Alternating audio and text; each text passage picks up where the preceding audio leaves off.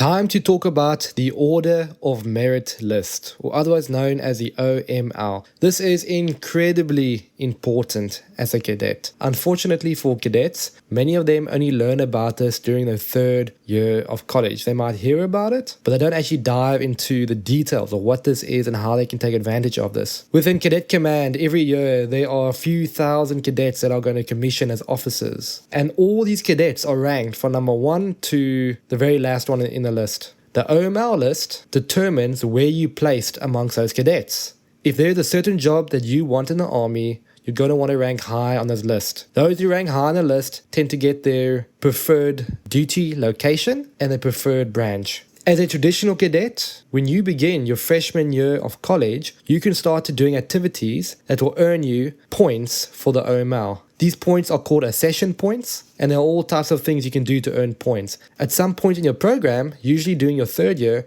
you might have some active duty soldiers come in and become cadets. These guys are called ADOs. ADO stands for Active Duty Option. These ladies and gents have spent some time in the army on the enlisted side, and they are coming into the program, usually a lot older than you. A lot of these guys have families, and they have a lot more life experience. However, they only have 1 year to generate Accession points for the OML. If you are a traditional cadet, you have 3 years to generate points. However, traditional cadets usually don't make more points than these ADOs because traditional cadets do not even know about this OML and the Accession points system.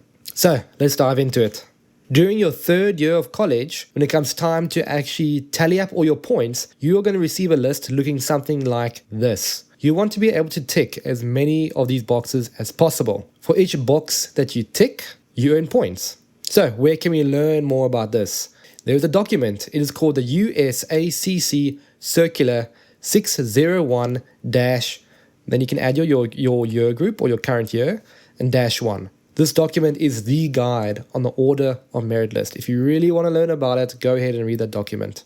Let's have a look at the extracurricular activities. Whether you are a band member or you're on the debate team or you're on Ranger Challenge, you can earn points for these every single year.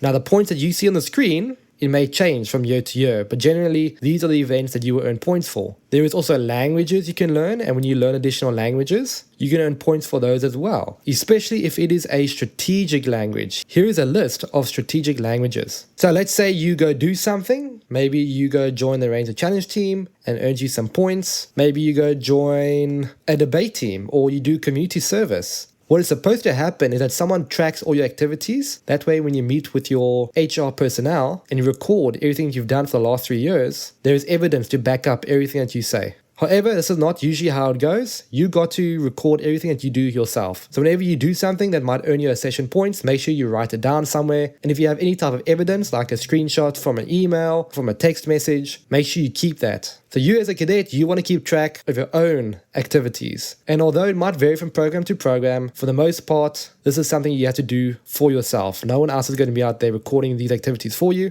Don't be that person who meets with the HR professional and says, okay, where are all my points? But no one has recorded or tracked anything that you've done. Go ahead and look at the document. There's a lot more information over there. For instance, the professor of military science, he's going to give you some points. He's going to rate you compared to your peers in your class. When you go to advanced camp, this is also going to play a big role. You'll get points for land navigation. You'll get points for your PT results. Something that cadets might not pay attention to is their GPA. Their GPA plays a big role. Remember, you are competing against thousands of cadets. So if you don't have a 4.0 GPA, your ranking is going to drop hundreds of cadets. Aiming for 3.5 or above is good, but preferably if you can hit that 4.0 GPA, you'll be in a good place. You will also get points for having a full-time job as well as a part-time job. If you're in the National Guard or the Reserves and you participate in the SMP program, you'll get points for that. If you do varsity, intramural, or community sports, you can also get points for that. So there's a lot to this document. Make sure you do your research, go give this document a look, come up with a plan, then start earning yourself some Accession points.